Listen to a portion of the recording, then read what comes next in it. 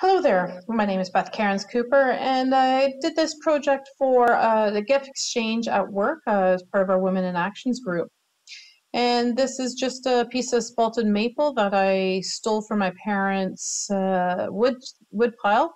Look at that spalting, absolutely amazing. Finished work, the finished bowl had this amazing spalting in it. It was gorgeous. Bottom, it was a little punky, but we did really well in getting rid of some of that. Or actually all of that to get to the good wood. Now, as you can see here, I got everything set up on the lathe and got it going. And as I slowly am working and getting rid of some of that yucky,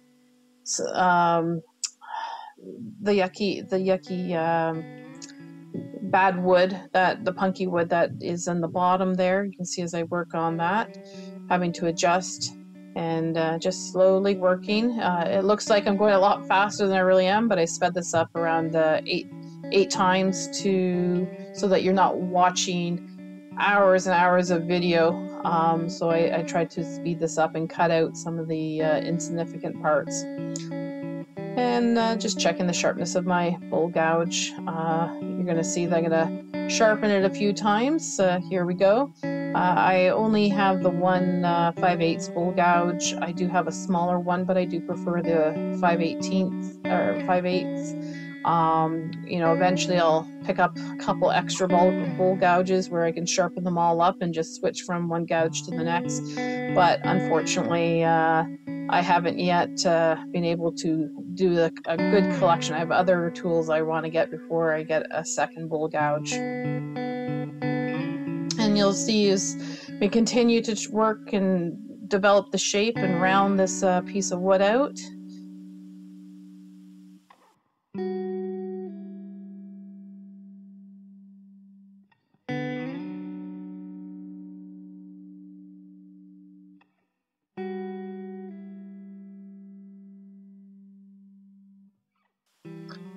As you can see, I'm still working on the bottom, getting rid of the punky material so I can have that get that tenon in. And you're going to see I'm going to check for cracks because it was kind of punky. I can see some cracks there, so I'm going to fill that with some black CA glue, some medium thickness. And the other thing I noticed is that it was a little punky, so I used some thin CA glue to tighten up the fibers. And wow, can look at the smoke that's coming off, or like sort of the vapors off of that CA glue. So you want to make sure you're wearing a good mask. Just a quick view of what it's going to kind of look like. It's just a preview of all that spalting. Absolutely gorgeous. And now I can really work on getting that tenon now that I've sort of tightened up all the fibers. You're going to see I'm just going to take down as much as I can. I'll measure it out. I put a little shoulder there for my chuck to sit against as I need. I'm going to take out my spindle gouge, put a little dovetail, which that chuck that I'm going to use has a little dovetail in it. And now you can see I can start really working on getting that bowl shaped the way it should.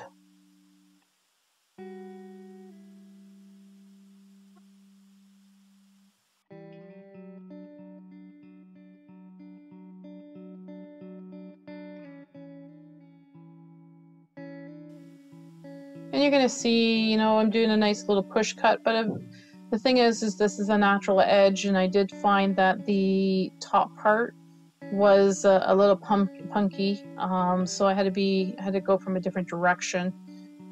Usually just scraping, doing a shear scrape at the top, and then now filling in some of those cracks again, because every time I take my bowl gouge over the wood, it takes away some of that glue and opens up the crack a little bit further.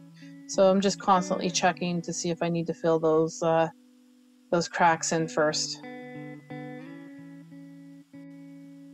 Something else I did is I took some sanding sealer, which is just some shellac and denatured alcohol, and put it over top of there to tighten up the grain before doing my final shear scrapes, and using the bowl gouge. And then I also got my negative rake out as well to really have a nice cut, nice finish before sanding. Yeah. I'm just doing a real light, real thin, light shavings coming off of it. Taking off any lumps and bumps that really don't want to be shown there. Just keep checking.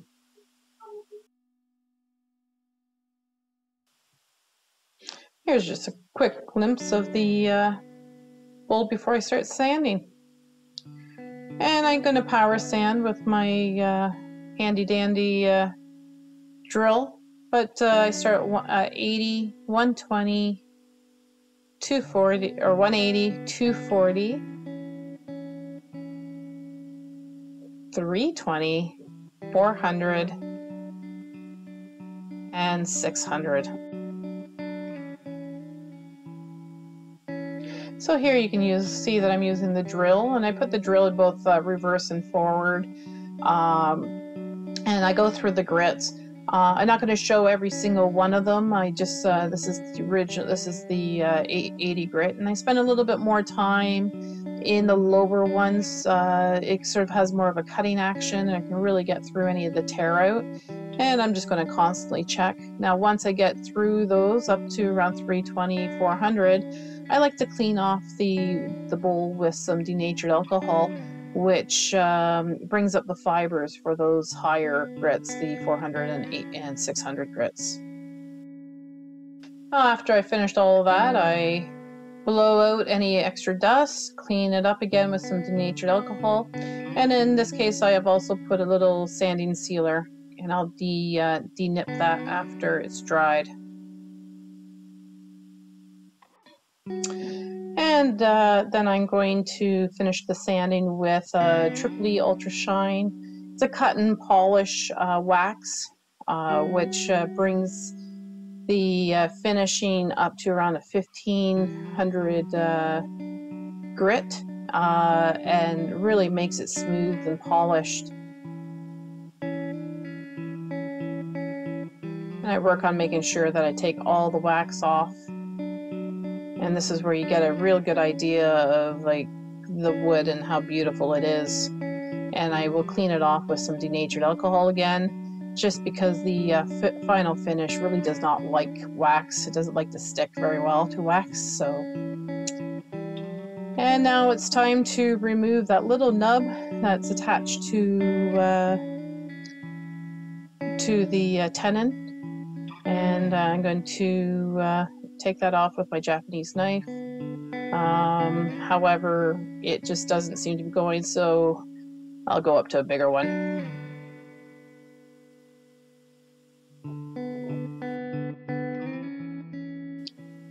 So the bottom is all done, and just a quick view of what it looks like. And I'm going to flip this over. I'm going to attach the tenon and flip it over and start working on the inside.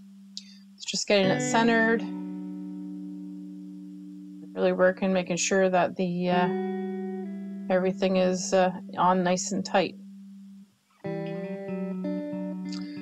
And I just starting to core out the inside, and I kind of only did a little bit that night, and you can see by the shirt change, I'm now on day number 2 working on this bowl, and I'm just slowly working on the inside, just trying to work it down so that I can hog it out there.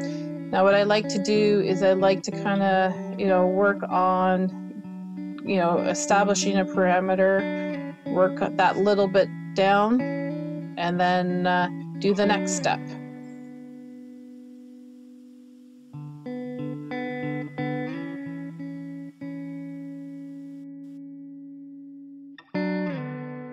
Just taking a little bit more of the center so I can makes room for me to thin out that wall. Just checking how thin it is, seeing if I can take any more out. And again, take out a little bit more out of the center, work it down so that I can work on the sides.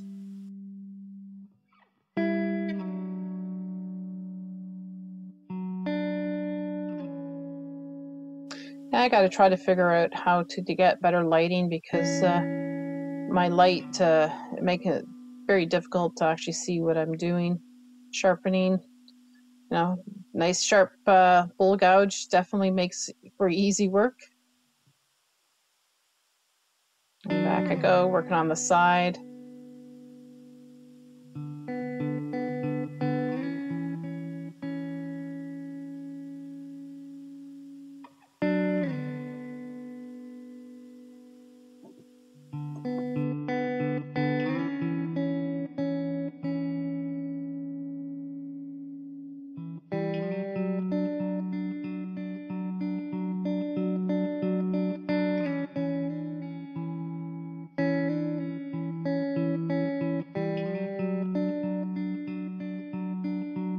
Yeah, we're really working on thinning out that bottom part of the bowl so that I can get down to that bottom corner, and just making sure I have a nice looking bowl.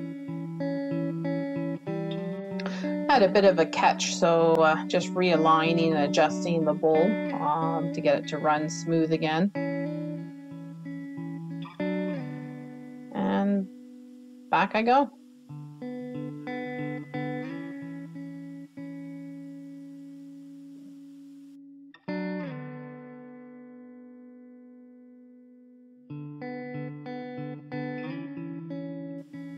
I'm still working on here, and I'll check every once in a while with both hands. It's actually one of the best methods to check how thin it is, just by touch. And then, of course, sharpening up my bowl gouge. I sometimes forget to do that, and I can't figure out why it's taking,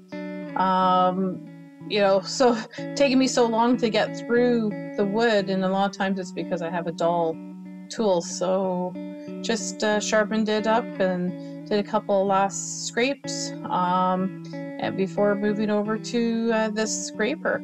Now I like this one because it gets the sides, but it also helps me get down into that bottom corner as it goes from the edge into the bottom of the bowl. And then just using my bowl gouge to take in any lumps that I missed, and we'll go back to the scraper to clean up anything.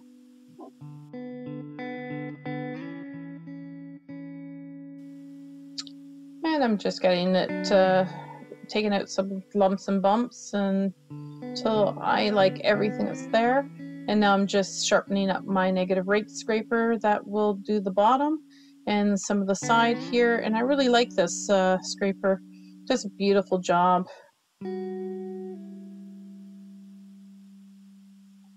And I'm going to put a little sanding sealer on again to tighten up the fibers so that it will cut just a little bit cleaner. Once it's dried up, I'll then take my scraper again, as you can see here, and I will scrape it out. Now I did find a couple of cracks there that I wanted to fill in, so I did that. So I've taken the side scraper here to kind of take off the extra glue that's sitting on the side. Wasn't really working all that great, so I have moved over to the sanding, which then got into that one area that I really couldn't get into. So I worked on both the inside and the outside, really working on where there was some tear out. Again, this is an 80 grit that I'm using. Just wanted to really get in there, make it nice and smooth, and very similar to the outside. I work from an 80 grit all the way up to 600 grit. The last couple of grits I used some denatured alcohol to bring the fibers up to even smooth it a little bit more.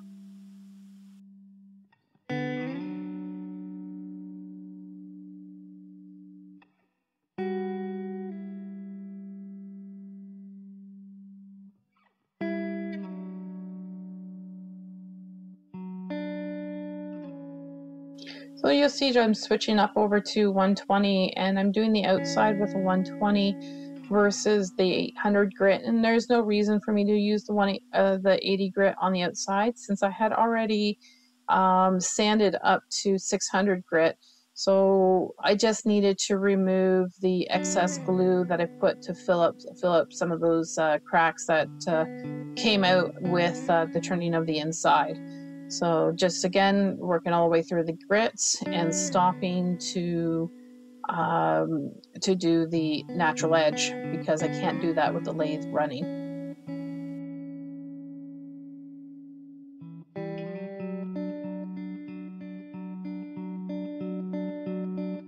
And with the magic of editing, now you can see after I have finished doing all of the sanding and used the EEE sanding wax paste, it is now smooth, and the next thing I have to do is to clean the bowl up, make sure there is no wax residue left so that I can put the finish on, because the finish does not like wax.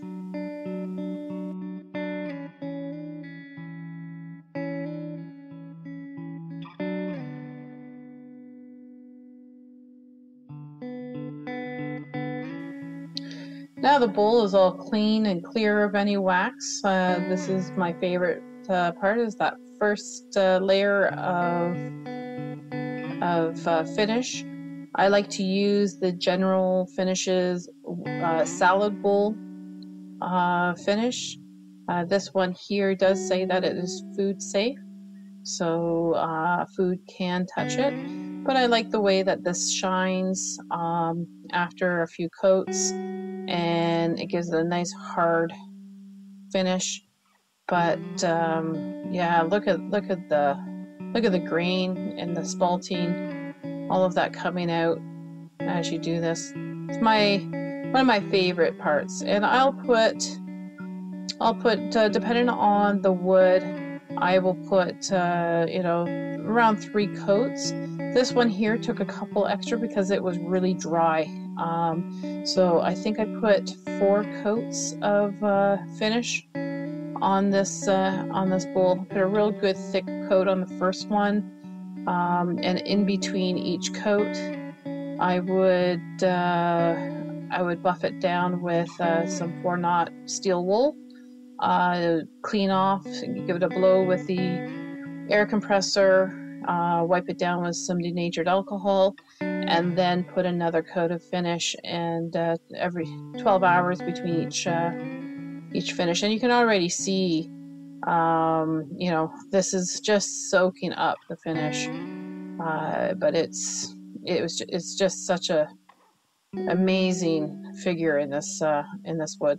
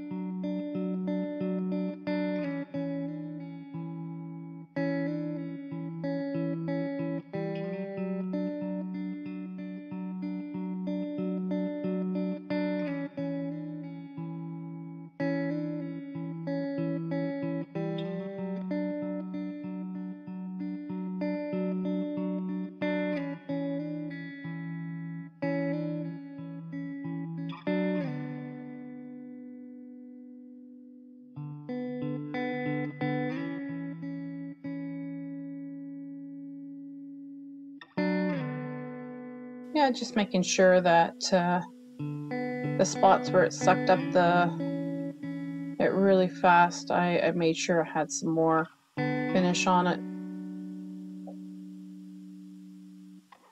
Just letting it spin so it doesn't create any runs.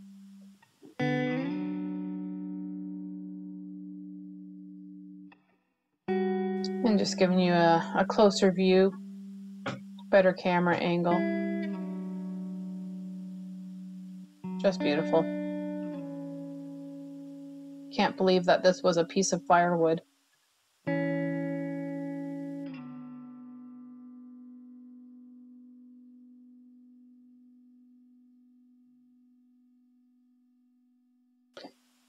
And here's a couple of here's a closer looks at this at the bowl just after having its first coat of finish, and I'll apply another 2 to 3 coats on this.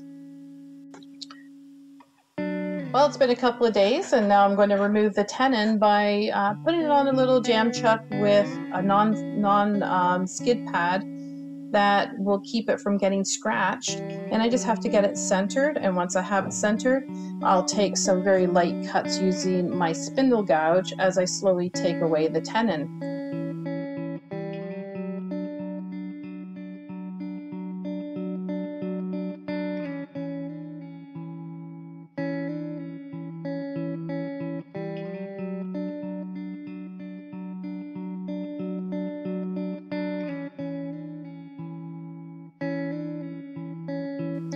Now I'm also making sure there's a slight concave bottom so that when the bowl sat on the table that it will sit nice and flat.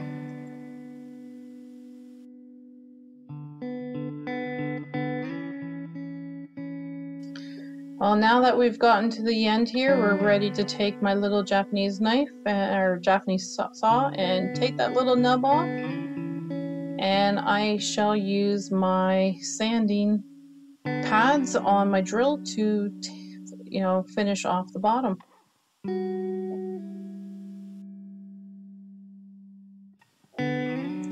And like the rest of the bowl, I start at an 800 or 80 grit sandpaper, working my way all the way up to 600 grit. And I did, I did use some denatured alcohol to bring the fibers up so that it got really smooth. And I didn't bother doing the triple E paste on the bottom because it really was quite smooth once I got up to the 600 grit. It was fine for the bottom, and I just it was good enough for me for signing.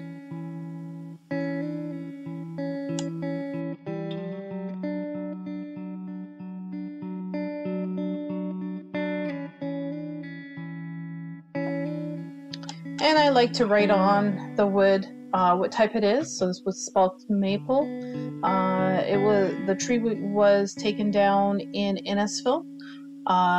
However, I did make this in Keswick, where I live, and I always like to sign this one. And this one was special because it was a gift that I had made for my gift exchange, and so of course I wrote a little message. Normally I would use our brand on the bottom, but in this case I just wrote a little message.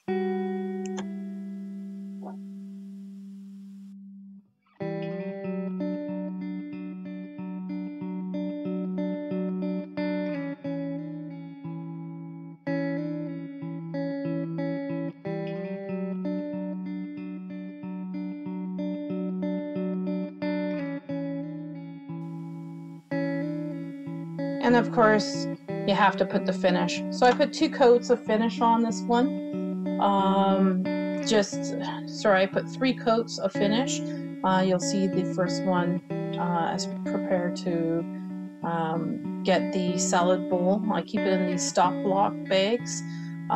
These are fantastic. I have to thank Sprague Woodworking for showing me these bags, because it sure does allow the finish to stay much longer and not get before they would start to, with the amount that I use, they were starting to cure in the can. So these little bags are fantastic because you don't get any air into it. You just take all the air out and it creates a vacuum. Fantastic bags.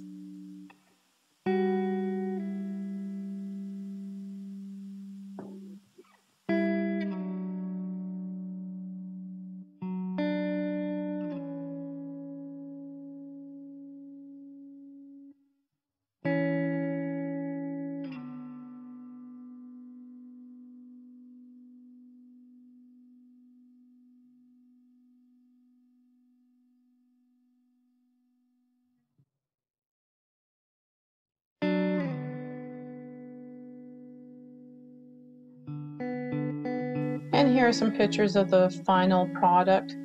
And you know, this had some beautiful spalting in this maple, and it really turned out nicely.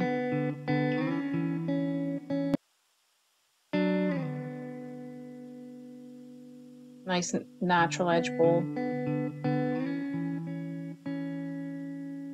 And Jan, I hope you have happy holidays.